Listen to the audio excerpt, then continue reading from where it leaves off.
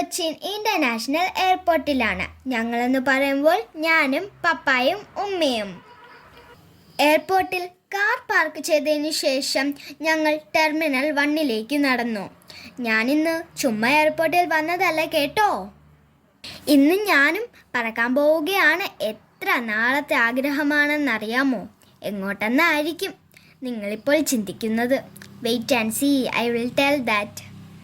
Terminal 1 ഞങ്ങൾ എത്തിയത് aligns എയറിന് മുന്നിലാണ്.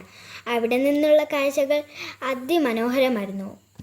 സുരക്ഷാ ജീവനക്കാരുടെ ടിക്കറ്റ് ചെക്കിങ്ങിന് ശേഷം ഞങ്ങളും എയർപോർട്ടിനകത്തേക്ക് കയറി. എയർപോർട്ടിനകത്തുള്ള കാഴ്ചകൾ കണ്ട് ഞാൻ അങ്ങനെ നടന്നു.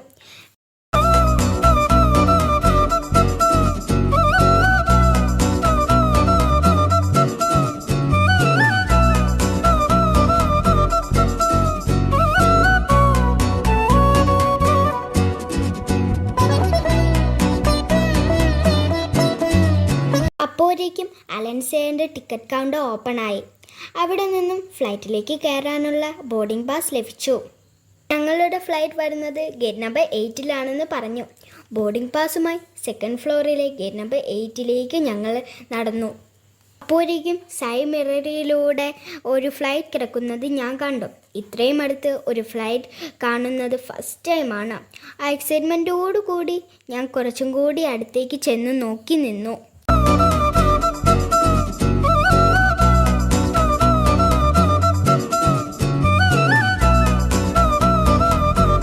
കുറച്ചു നേരത്തെ കാഴ്ചകൾക്ക് ശേഷം നടന്നെത്തിയത് എർത്ത് ലോഞ്ചിന് മുന്നിലാണ്. എർത്ത് ലോഞ്ച് ആക്സസ് ഉള്ള ATM കാർഡ് ഉപയോഗിച്ചാണ് അതിനകത്തേക്കുള്ള പ്രവേശനം.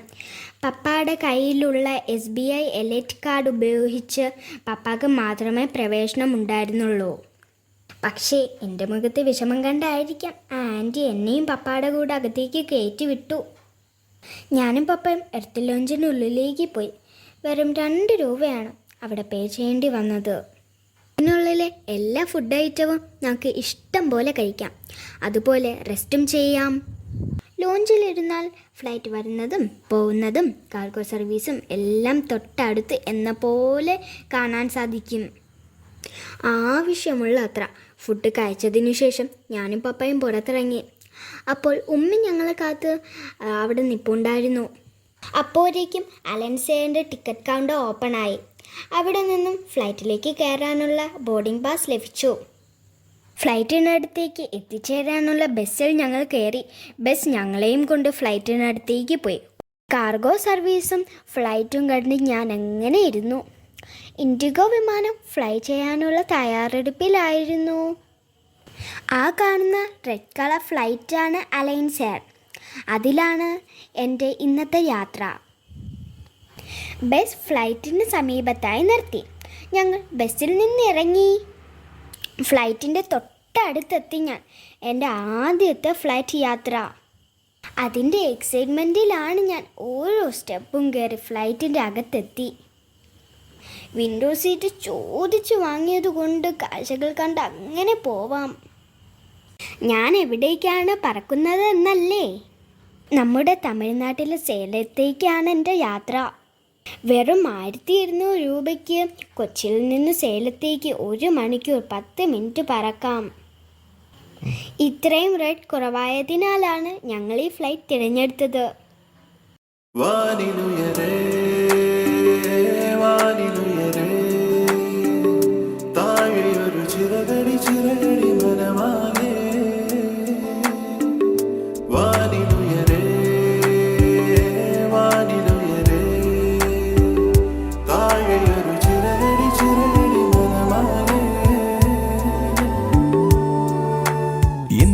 ചന്തമുള്ള മാനത്ത് മന്ത്രമയിൽ പീലിയുള്ളൊരാളൊത്ത് പറന്നുയരവേ വാനം സംഗീതം.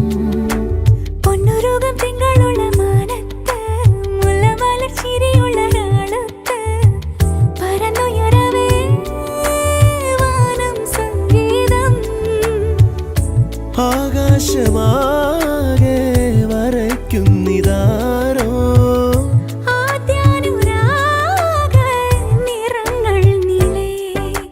പറന്നു പറന്നു പറന്നു പറന്നു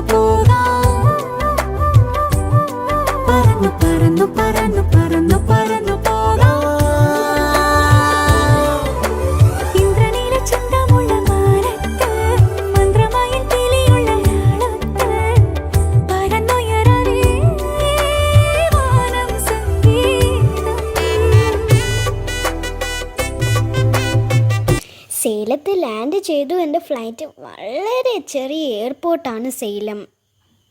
ഇതുപോലുള്ള ചെറിയ ഡൊമസ്റ്റിക് ഫ്ലൈറ്റുകൾ മാത്രമാണ് ഈ എയർപോർട്ടിൽ വന്നു പോകുന്നത്. അങ്ങനെ ഞങ്ങൾ സേലം എയർപോർട്ടിൽ ഇറങ്ങി. എൻ്റെ ഫസ്റ്റ് ഫ്ലൈറ്റ് യാത്ര അടിപൊളിയായിരുന്നു. കുറച്ചു ദൂരം നടന്നാൽ നാഷണൽ ഹൈവേയിൽ എത്തിച്ചേരും.